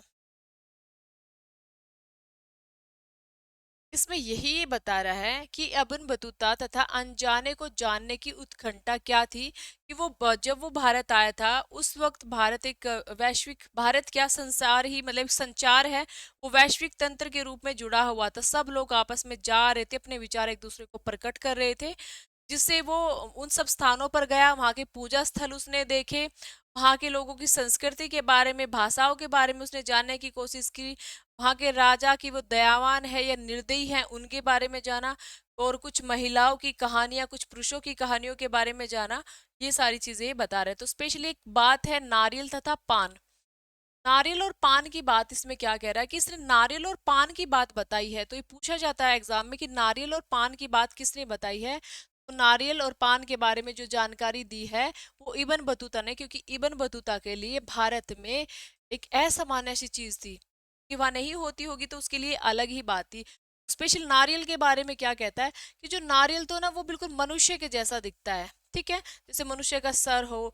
और उसके बाद उसने क्या कहा कि प्रकृति में सबसे विस्मयकारी वृक्षों में से एक है, हुबहू खजूर के वृक्ष जैसा दिखता है, कोई अंतर नहीं है सिवाय अपवाद के कि ये एक काष्ठ फल है। काष्ठ मतलब लकड़ी का, नारियल को कह रहा है ये काष्ठ फल है, और दूसरा खजूर है। नारियल के वृक्ष का फल मानव के सिर से मेल खाता है, उसकी जैसे 2 आंखें दिखती है, एक मुंह बना होता है, और जो उसके बाल होते हैं तो सर सर जैसे दिखते हैं। ऐसा कुछ इसने पूरा इसमें बताया है, ठीक है। तो नारियल के बारे में जो बता रहा है वो कौन बता रहा है, इब्न बतूता। पान के बारे में क्या कह रहा है कि पान है ना जो एक ऐसा वृक्ष है जो अंगूर लता की तरह उगाया जाता है, और पान का कोई फल नहीं होता। ये एक पत्ती होती है और पत्तियों के लिए इसको चबाया जाता है। पहले सुपारी रखी जाती है, फिर पान का पत्ता रखा जाता है, फिर इसको चबाया चबाया जाता है। ऐसे ये कहानी की तरह बता रहा है। इब्न बतूता और भारतीय शहर, ठीक है। इसमें क्या कह रहा है, ये जो इब्न बतूता भारतीय शहरों के बारे में कि भाई यहाँ के जो शहर है ना काफी समृद्ध थे। कभी कभी जो है घनी आबादी के भी थे, बहुत सारे लोग यहाँ रहते थे, भीड़ भाड़ की जगह थी, जो रंगीन बाजार थे, चमक दमक वाली चीजें थी, भीड़ भाड़ वाली सड़क थी। इब्न बतूता स्पेशल दिल्ली के बारे में कहता कि दिल्ली बहुत बड़ा शहर है। और उसके बाद वो कहता कि दौलताबाद जो महाराष्ट्र में है उससे भी बड़ा, मतलब वो भी एक टक्कर का शहर है, चुनौती भरा जो है शहर है। इब्न बतूता पूछा जाए कि किसने यहाँ के शहरों के बारे में, भीड़ भाड़ और चमक धमक वाले बाजार दिल्ली के बारे में कहा है या फिर दौलताबाद के बारे में कहा, तो वो सब जानकारी जो है इब्न बतूता देता है। वो दिल्ली आता है तो पहले दिल्ली के बारे में बात करेगा, फिर जब मोहम्मद बिन तुगलक राजधानी का चेंज करता है, वो दौलताबाद जाता है, तो फिर ये दौलताबाद के बारे में भी कहता है कि दौलताबाद भी कोई कम छोटा नहीं है, वो भी उसके टक्कर का है दिल्ली का। तो ये सारी जानकारी जो है इब्न बतूता आपको दे रहा है। अब भाई वो दिल्ली के बारे में क्या कह रहा है, जो देखिए दिल्ली के बारे में, भाई ये दिल्ली है, बहुत बड़ा है, बहुत सारी जनसंख्या है, उसके बाहर एक प्राचीर बनी हुई है। मैं जैसे समझा रही हूँ आपको कि बाहर एक प्राचीर दीवार बनी हुई है, जैसे वो किले टाइप होते हैं, वो दीवार बनी हुई है। जो दीवार है वो बनी हुई है, वो कितने इंच की है, वो 20, मतलब आपको उसकी जो हाथ चौड़ा वो बताई, उसने चौड़ाई बताई हुई है वो 11 हाथ। ठीक है, उसकी जो चौड़ाई बताइए, अभी दीवार की चौड़ाई जो है वो 11 हाथ। 11 हाथ का मतलब होता है एक हाथ 20 इंच का, मतलब फिर ये हुई 220 इंच की। ठीक है, तो इसने दीवार की चौड़ाई बताई है। कहते हैं कि वहां पे ना भीतर रात्रि में पहरेदार रहते हैं, द्वारपाल रहते हैं, खाद्य सामग्री है, हथियार बारूद वहां रखे जाते हैं। ठीक है, घुड़सवार और पैदल जो सैनिक होते हैं वो, आपको ऐसे नहीं लग रहा है जैसे इसमें अंदर जा सकते हैं? अभी भी पिक्चर्स में भी कुछ ऐसा लग रहा है जैसे कि कोई गुफा ऐसी दीवार पे बनी हुई है। अभी देखो ध्यान से, ऐसा लग रहा है कि जैसे आप इसमें अभी जा सकते हो। तो ये सारी चीजें वहां पर होती थी। और जो घुड़सवार होते थे और जो पैदल सैनिक होते थे, वो एक दूसरे छोर तक आते जाते रहते थे, भी अपना पहरा देते रहते थे, वहां रहते थे। तो वो घुड़सवार और पैदल तो आते जाते रहते थे। यहाँ पे खिड़की बनी होती थी जो अंदर की तरफ खुलती थी। ठीक है, और प्राचीर का निचला हिस्सा तो वो तो पत्थर का बना होता, ऊपर वाला ईंट का बना होता था। इसमें 28 दरवाजे होते थे। बदायूं दरवाजा भी यहाँ का एक विशाल दरवाजा था। जो बदायूं दरवाजा है वो भी दिल्ली का एक विशाल दरवाजा होता था। मांडवी दरवाजे के भीतर एक अनाज मंडी थी, तो इसका मतलब यहाँ पे एक दरवाजा मांडवी दरवाजा भी था, जिसमें जिसमें अनाज मंडी थी। गुल दरवाजे की बगल में एक फलों का बगीचा था, मतलब यहाँ पे एक गुल दरवाजा भी था। ठीक है, एक गुल दरवाजा, एक मांडवी दरवाजा, एक बदायूं दरवाजा।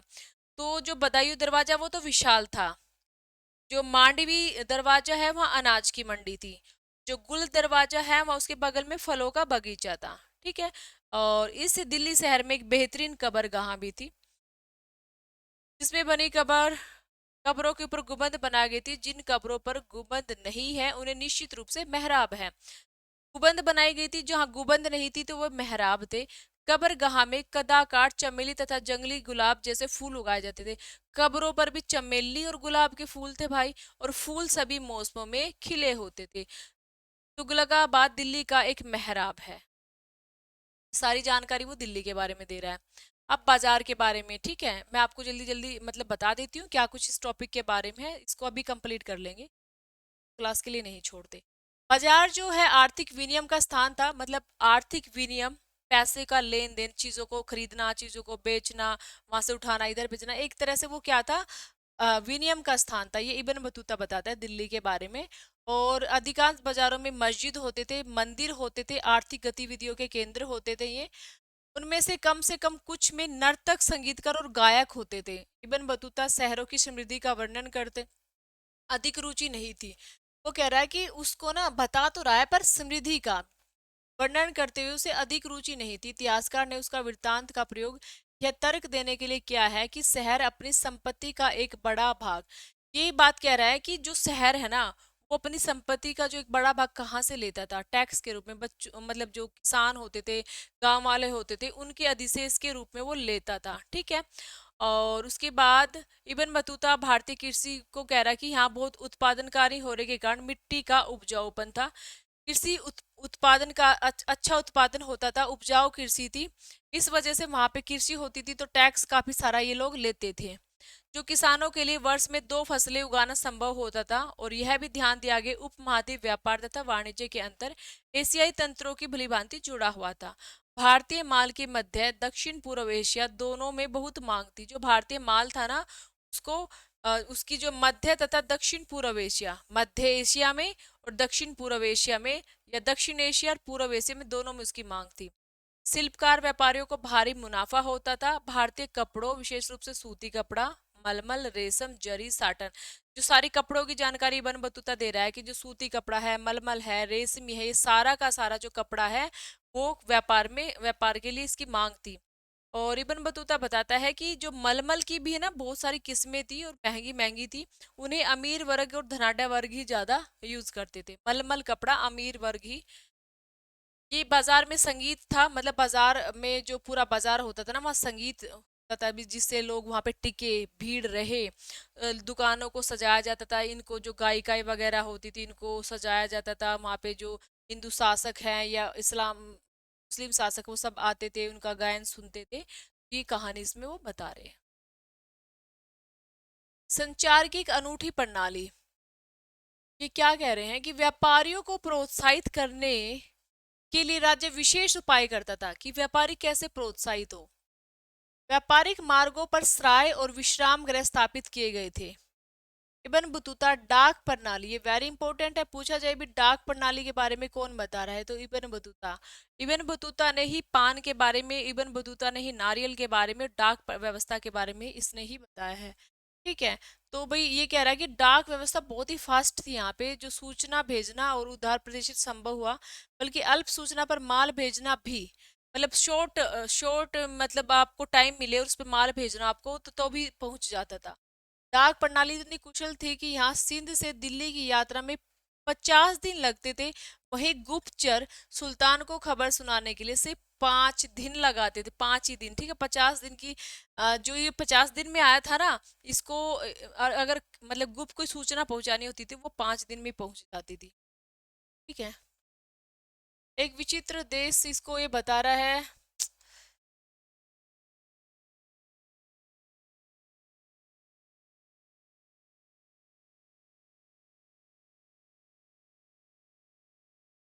इसमें ये बता रहा है कि 1440 के दशक में लिखा गया, जो अब्दुल रज्जाक लिख रहा है यहाँ के बारे में, वो केरल से कालीकट बंदरगाह पर उसने जो देखा वो एक प्रशंसनीय नहीं माना। यहाँ के लोग ऐसे बसे थे जिनकी कल्पना भी नहीं की जा सकती।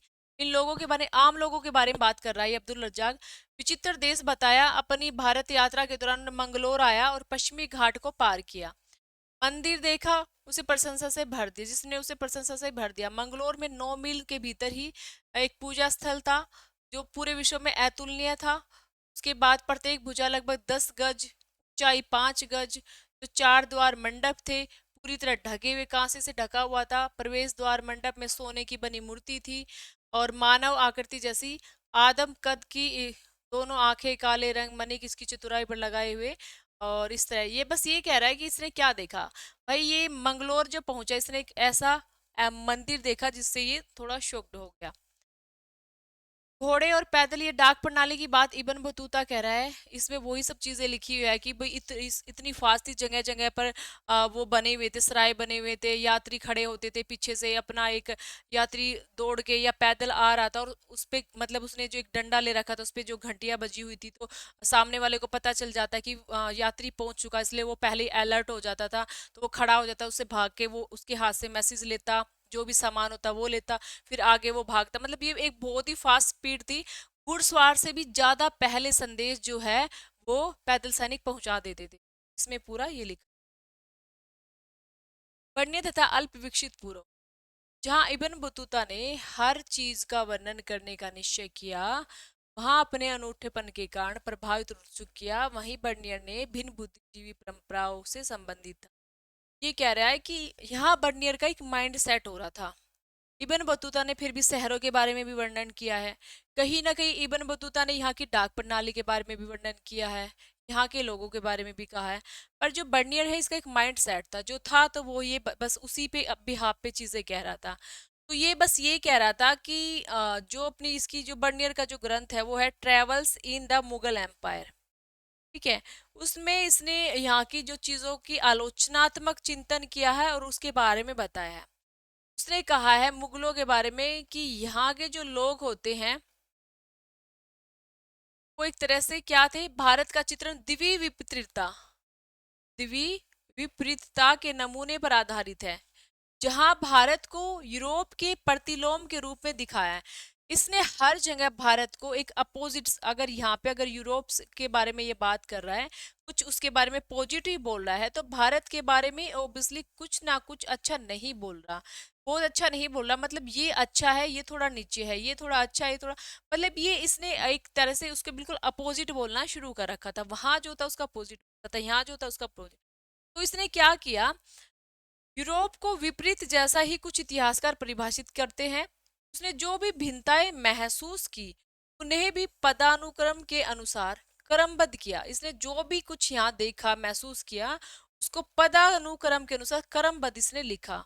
और भारत पश्चिमी दुनिया के निम्न कोटि का प्रतीत हो, ऐसा इसने दिखाया अपने यात्रा वृत्तांतों में कि भारत पश्चिमी देशों में एक निम्न कोटि का प्रतीत हो। उसमें सबसे पहले इसकी जो कहानी रही थी वो थी भूमि स्वामित्व के प्रश्न को लेकर। मैं आपको इसमें बता देती हूँ, ये कह रहा है कि यहाँ ना बहुत सारा जो है लोगों को उनका मालिक बनने का अधिकार लिया जाता था। मतलब राजा या यहाँ के जो स्वामी होते थे वो एक मालिकपना ये दिखाते थे कि हम तुम्हारे ऊपर मालिक हैं, उसका हमें टैक्स दो। पर ये चीजों को नहीं समझ पाया, वो टैक्स मालिक का नहीं था, मालिक या स्वामित्व का नहीं था, वो टैक्स उपज का था। जो वो उपजाते थे उससे टैक्स लेते थे, तो वो टैक्स था। पर ये कह रहा है कि नहीं, वो टैक्स नहीं था, यहाँ से एक तानाशाही वाला टैक्स लिया जाता था। ठीक है, पर यहाँ का टैक्स इतना ज्यादा था तो उसको ऐसा लगा होगा कि शायद ये मालिक बनने वाला टैक्स था।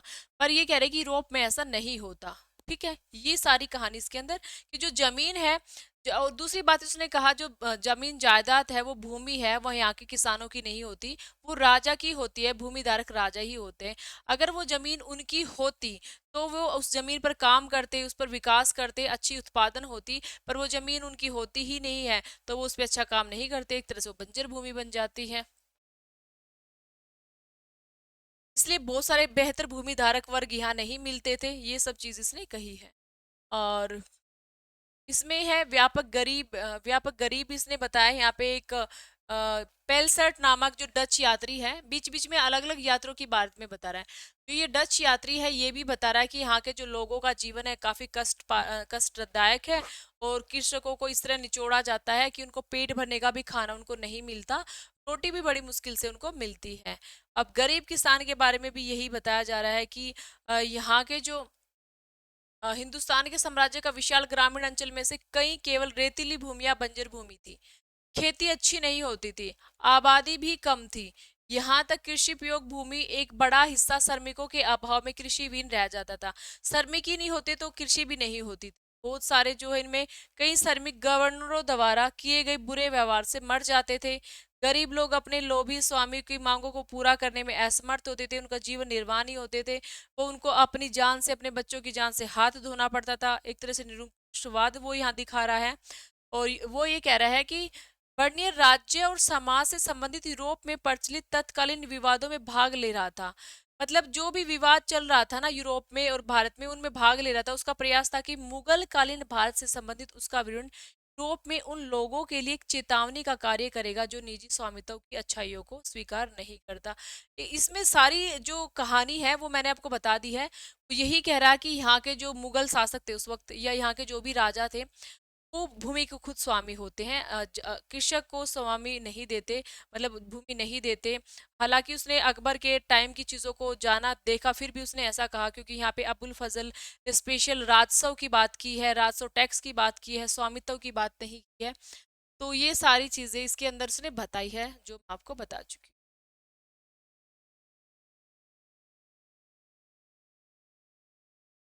इसी के रूप विस्तार के रूप में जो बर्नेर है वो भारतीय समाज को दरिद्र लोगों के समरूप जन समूह में से बनना वर्णित करता है। अमीर और शक्तिशाली शासक वर्ग है, मतलब पिक्चर्स दिखा रखी है, देखो भाई गरीब ऐसे कितनी बुरी तरह से रहता है, और जो अमीर और शक्तिशाली वर्ग है वो एक तरह से अल्पसंख्यक था, थोड़ा ही था, पर जिंदगी अपनी बेस्ट जी रहा था। ठीक है, और भारत के मध्य स्थिति के लोग नहीं थे। ये कह रहा है कि भारत में मध्यम वर्ग लोग नहीं थे, या तो बहुत अमीर वाले लोग थे या बहुत गरीब वाले लोग थे। तो मध्यम लोग भारत में थे ही नहीं, ये बर्नियर कह रहा है इस बात को।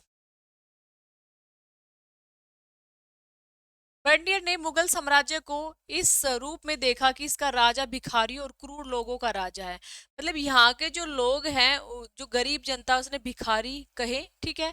और क्रूर जो भिखारियों के ऊपर, मतलब जो मेन ये थे, वो क्या बोलते हैं, अभिजात वर्ग, कुलीन वर्ग, उनको क्रूर बोला। तो यहाँ पे चाहे तो भिखारी है या फिर क्रूर लोग है, उनका राजा ही यहाँ का राजा, मतलब मध्यम वर्ग यहाँ पे है नहीं, ऐसा ये कहना चाह रहा है। और यहाँ के जो खेत है वो झाड़ीदार है, घातक दलदल है। एक इसी प्रकार राजकीय समावित्व है, क्योंकि जमीन पर कोई ध्यान नहीं दे रहा है। और मुगल दस्तावेज यहाँ इंगित नहीं करता, भूमि एकमात्र स्वामी है। ये कह रहे हैं कि मुगल दस्तावेज में ऐसा कुछ नहीं है जो वो बता रहा ना बर्नियर, ऐसा कुछ नहीं है मुगल दस्तावेज में, ऐसा कहीं भी नहीं है। अबुल फजल ने राजत्व के सिद्धांत की बात की है कि राजत्व का पारिश्रमिक हम लेते हैं, ना कि स्वामित्व ले रहे हैं। तो वो सारी चीजें इसके अंदर बताई गई है। समझ आ रहा है आपको मैं क्या कहना चाह रही हूँ? वही घूम फिर के वही बातें आ रही हैं। बर्नियर के विवरण में 18वीं शताब्दी में पश्चिमी विचारकों को प्रभावित किया। उदाहरण के लिए फ्रांसीसी दार्शनिक मॉन्टेस्क्यू ने उनके वृत्तांत का प्रयोग। अभी जो बर्नियर के विचार थे ना, ये इसी चीज को लेके, अब उनको सच्चाई तो किसी को पता नहीं थी भी यहाँ क्या है, पर इसके विचारों को तो उन्होंने सुना। तो इसके विचारों से प्रभावित हुए एक फ्रांसीसी दार्शनिक मॉन्टेस्क्यू, उन्होंने इस बारे में बातचीत की। भाई जो निरंकुशवाद है, सिद्धांत है, उसको विकसित करने में क्या क्या किया उसने। उसके अनुसार एशिया के शासक अपनी प्रजा के ऊपर निर्बाध प्रभुत्व का उपयोग करते हैं, जिसे दासता और गरीबी की स्थितियों में रखा गया इस तरह के आधार पर।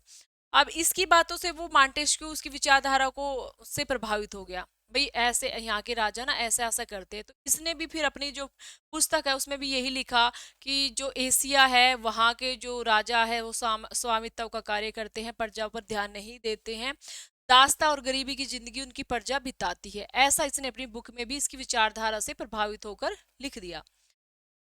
उसके बाद जो मार्क्स है, कार्ल मार्क्स, उसने भी इस विचारों को एशियाई के जो एशिया के बारे में उसने भी ऐसा ही सोचा, उसने भी इसकी विचारधारा को आगे बढ़ाया, उसने भी ऐसा ही सोचा। और उसके बाद जो है, बस यही है इसमें। ये क्या था भाई, हाँ, यूरोप के लिए एक चेतावनी देता है ये अपनी जो बुक्स लिखता है उसमें बर्नियर एक चेतावनी देता है कि आपको एशिया वाले देशों के साथ तरह नहीं करना। अगर आप चाहते हो कि आपकी जमीन अच्छी रहे, फलता फूलता रहे यूरोप, तो आपको जमीन के स्वामी किसानों को उनको बनाना है, नहीं तो इसकी तरह उजड़ जाएगा आपका देश। इस तरह की बातें इसने यूरोप को चेतावनी दी है, यूरोप वालों को कहा है, ठीक है। एक अधिक जटिल सामाजिक सच्चाई, ये कह रहे हैं कि हालांकि मुगल राज्य की निरंकुश रूप देने की तन्मयता स्पष्ट है, लेकिन उसके विवरण कभी कभी एक जटिल सामाजिक सच्चाई की ओर इशारा करते हैं। कह रहा है कि माना कि वो मुगल को एक निरंकुश शासक बता रहा है, जो सारी बातें हैं वो मुगल की तरफ एक तरह से इशारा है उसका, कि वो एक निरंकुश शासक है। पर फिर भी वो कह रहे हैं कि सामाजिक सच्चाई, कुछ वो सामाजिक सच्चाई को भी बता रहा है। उदाहरण के लिए वह कहता है कि शिल्पकारों के पास अपने उत्पादों को बेहतर बनाने का कोई प्रोत्साहन ही नहीं। शिल्पकारों को अपने उत्पादन को बेटर बनाने का कोई ऑप्शन ही नहीं है, क्योंकि मुनाफे का अधिग्रहण जो सारा है वो राजा के पास जाता है। मैं अपनी स्किल्स को बेस्ट इसलिए करूंगी कि उसका मुनाफा मेरे पास आए। अगर मैं अपनी स्किल्स का, मेरे का पहले ही मुझे पता हो कि वो कहीं और जाएगा, तो कहीं ना कहीं वो मोटिवेशन नहीं मिलता, समझ रहे हो। तो उनको ये लगता था कि हम अगर बहुत अच्छी कोई चीज बना देंगे, बहुत पैसा उसका मिलेगा, हमें क्या मुनाफा सारा उसके पास जाएगा, हमें तो पहले जो फिक्स कर दिया वही मिलना है। तो वो अपनी स्किल को डेवलप नहीं कर पा रहे थे। उसके बाद जो है इससे उत्पादन है पतन की तरफ जा रहा था, इससे जो भी स्किल्स है, उत्पादन है, वो की तरह से जो है एक पतन की तरफ था।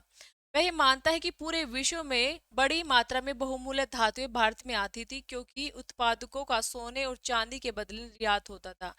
वह एक समृद्ध व्यापारिक समुदाय जो लंबी दूरी से विनिमय के संलग्न था, जो है अस्तित्व में भी रेखांकित। तो वही कहानी है इसकी।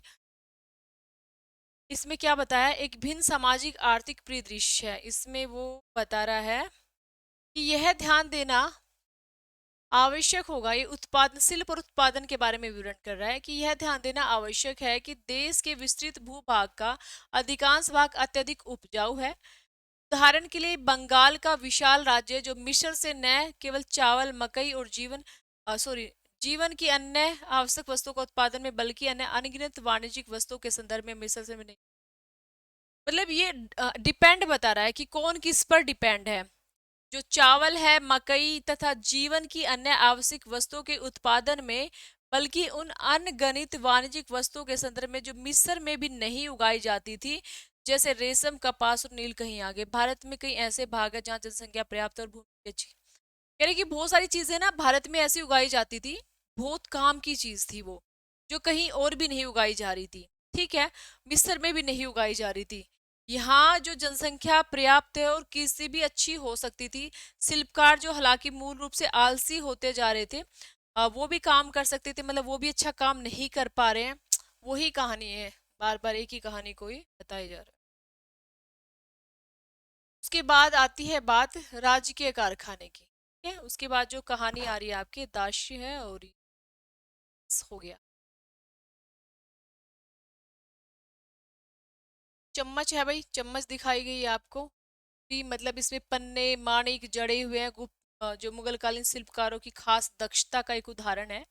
मतलब वो इतने ज्यादा टैलेंट था उनके अंदर, कैसे चमक रही है चम्मच। ठीक है, पर वो क्या कह रहे हैं कि वो आलसी हो गए थे, उनको इतना मिल नहीं रहा था कि भी वो काम को बेटर कर सके। कहते हैं ना, जब पैसा बहुत ज्यादा नहीं मिल पाता और वो अपनी जो इच्छाएं हैं पूरी नहीं कर पाते, तो फिर उनका वो मन नहीं करता वो सब चीजें पर बेस्ट करने का, है ना। तो ये क्या कह रहा है कि राजकीय कारखाने में बर्नियर एकमात्र ऐसा इतिहासकार है जिसने राजकीय कारखानों की बात की है। तो कारखानों की बात कर रहे हैं तो वो बर्नियर कर रहा है, जिसमें इसने चार तरह के कारखानों में, नहीं छह तरह के, मतलब कारखानों को डिवाइड किया हुआ है, जिसमें कारखाना और शिल्पकार ये सारे थे। क्या, तो पहले इनको पढ़ लीजिए एक बार कौन कौन है।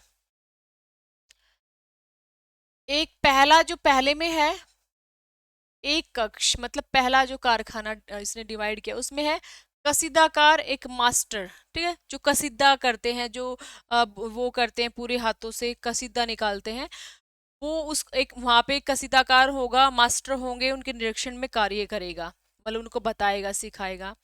ठीक है, और दूसरे नंबर पे है सुनार, तीसरे पे है चित्रकार, चौथे में है परलाक्षारक्ष और रोगन लगाने वाले, पांचवी में बढ़ई और बढ़ई भी है, खरादी दर्जी भी है, जूते बनाने वाले पांचवी में, छठे में है रेशम जरी और महीन मलमल का काम करने वाले। तो छह उसमें डिवाइड किया हुआ है इसने भी, अलग अलग कारखाने हैं छह तरह के। जो सबसे लास्ट वाला है वो, उसमें तो इसने मलमल जरी जो महंगी चीजें हैं वो काम करने वाले हैं। सबसे पहले में उसने कसीदादार में ऐड किया है, और सेकंड वाले में जो है इसने सुना उसको सुनारों को ऐड किया है, थर्ड में चित्रकारों को किया है, चौथे में परलाक्ष्या रस का रोगन लगाने वाले, पांचवी में बढ़ई और खादी दर्जी और जूते बनाने वाले को। तो थोड़ा इनको ध्यान में रखना भी, कितने हैं, किस किस को ऐड किया गया है वो सब चीजें। फिर लास्ट में तो मलमल है, और पहले नंबर पे जो है वो कसीदादार है। फिर सेकंड नंबर पे जो है वो सुनार है, थर्ड नंबर पे चित्रकार है। चित्रकार होने के बाद जो है चित्रकारी हो गई, तो फिर उस पर रंग रोगन कर दिया। ठीक है, फिर उसको बढ़ई के पास उसको पैक कराने के लिए बढ़ई के पास लेके गई, जिसमें बढ़ई भी आ जाते हैं, दर्जी भी और जूता बनाने वाले तीनों आ।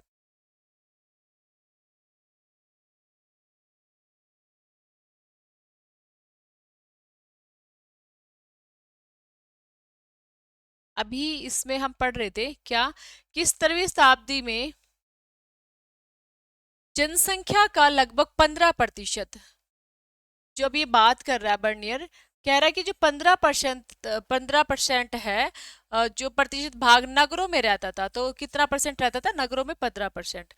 औसतन उसी समय पश्चिमी यूरोप की नगरीय जनसंख्या के अनुपात में अधिक था। मतलब यूरोप की बजाय, ये सब जगह यूरोप के साथ ही जो अनुपात निकाल रहा है, तो यूरोप से ज्यादा था। यूरोप में इतने लोग अभी नगर में नहीं रह रहे थे। इतने पर भी बर्नियर मुगल कालीन शहरों को सिविर नगर कहता है। अब ये पूछा भी गया है क्वेश्चन कि सिविर नगर किसने कहा है शहरों को, तो वो सिविर नगर किसको कह रहा है? शहरों को कह रहा है। कौन? बर्नियर। उसके बाद उसका आशय उन नगरों में था जो अपने अस्तित्व को बने रहने के लिए राजकीय शिविरों पर निर्भर थे। उसका विश्वास था कि ये राजकीय दरबार के आगमन के साथ अस्तित्व में आते थे और कहीं चले जाते थे, बाद में तेजी से पतन की तरफ हो जाते थे। और सुझाया भी उन्होंने सामाजिक और आर्थिक नींव व्यवसाय राजकीय पक्ष पर आश्रित थे। भूस्वामित्व के प्रश्न की तरह बर्नियर एक अति सरलीकृत चित्रण प्रस्तुत कर रहा है। जैसे भूस्वामित्व के का चित्रण इसने किया था कि राजा का ही मेन हाथ था, राजा ही के हाथ में मेन था। तो आगे है ना, जो शिल्पकारों का है या काम करने वालों का भी इसने ऐसे ही चित्रण किया है। तो ये कह रहे हैं कि ये सबका ऐसे ही चित्रण कर रहा था। व्यापारी अक्सर मजबूत सामुदायिक अथवा बंधुत्व के संबंधों से जुड़े हुए थे। वे अपनी जाति और व्यवसाय, ये कह रहे कि जो व्यापारी होते थे ना, उनका अपना एक सर्कल होता था, दोस्त यारी उनकी होती थी, अपनी एक पर्टिकुलर जाति होती थी, 20 जाति के लोग ये करते हैं, इस जाति के लोग ये करते हैं, ठीक है। और यहाँ पे जो महाजन कहा गया, किसको कहा गया? पश्चिमी भारत में ऐसे समूह को जो है महाजन कहा गया था, जो वे संगठित एक जाति के रूप में रहते थे। मुखिया को सेठ कहा गया था। अहमदाबाद जैसे शहरी केंद्रों में सभी महाजनों का सामूहिक प्रतिनिधित्व व्यापारिक समुदाय के मुखियों द्वारा किया जाता था, जिन्हें सेठ कहा जाता था। अन्य शहरी समूह, ये सारी बातें बर्नियर की ही है। इस टॉपिक आपको ओवरऑल मेरा मोटिव होता समझाना, कि आपसे खुद नहीं पढ़ा जाता, आप इसको समझो इसमें क्या है। और जैसे आप खुद एक बार से फिर पढ़ोगे तो आपको अच्छे से याद हो जाएगा। अन्य शहरी समूह में व्यावसायिक वर्ग जैसे चिकित्सक, हकीम है, वेद है, अध्यापक में पंडित या मुल्ला, अधिवक्ता, वकील है, चित्रकार है, संगीतकार है, सुलेखक आदि, ये क्या रहते थे? ये शहरों समूह में व्यावसायिक वर्ग में रहते थे, जहाँ कई राजकीय परिचय पर आधारित थे। बहुत सारे को राजकीय परिचय मिला हुआ था। जैसे कोई डॉक्टर है, वो राजा का मतलब उनके राजकीय प्रशिक्षण में, तभी इन सब का डॉक्टर है। वकील है तो उनका है, अध्यापक है तो भाई उनके बच्चों को शिक्षा दे रहा है, डॉक्टर है, ठीक है, इस तरह से।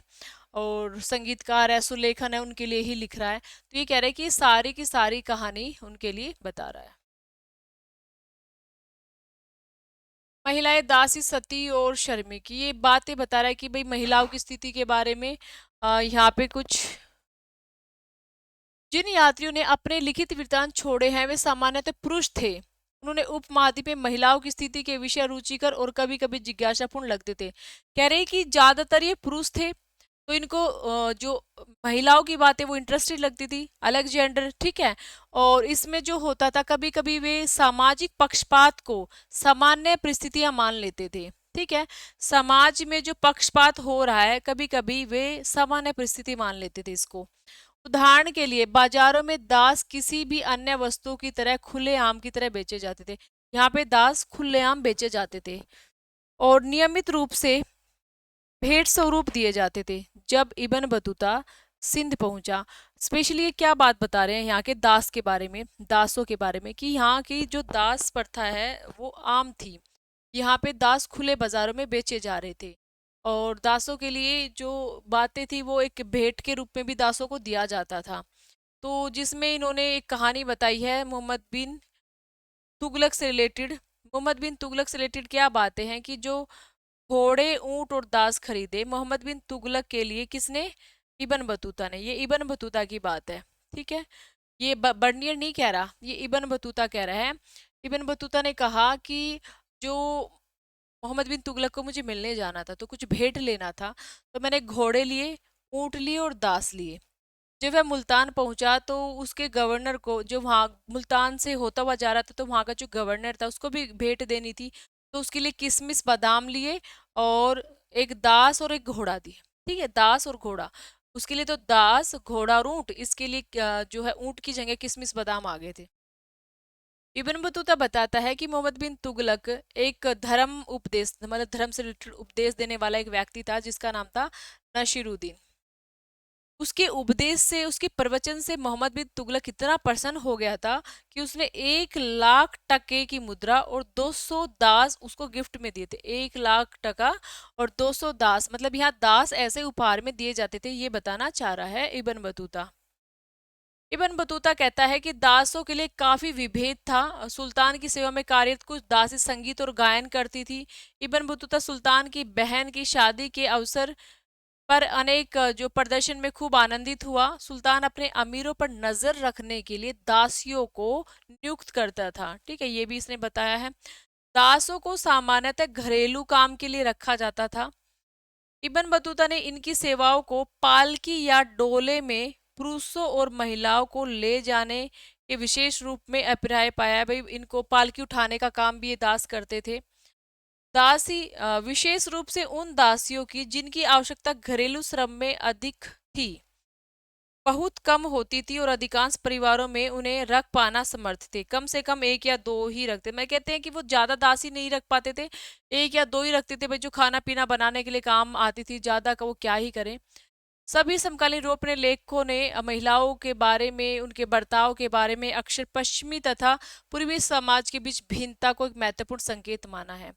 मतलब यहाँ पे महिलाओं के साथ जो व्यवहार हो रहा था वो एक कंपैरिजन इन्होंने किया है।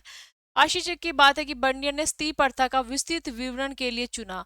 यहाँ की जो स्त्री प्रथा के बारे में है वो बर्नियर ने चुना। इब्न बतूता बता रहा है आपको दास दासियों के बारे में, बर्नियर बता रहा है स्त्री प्रथा के बारे में।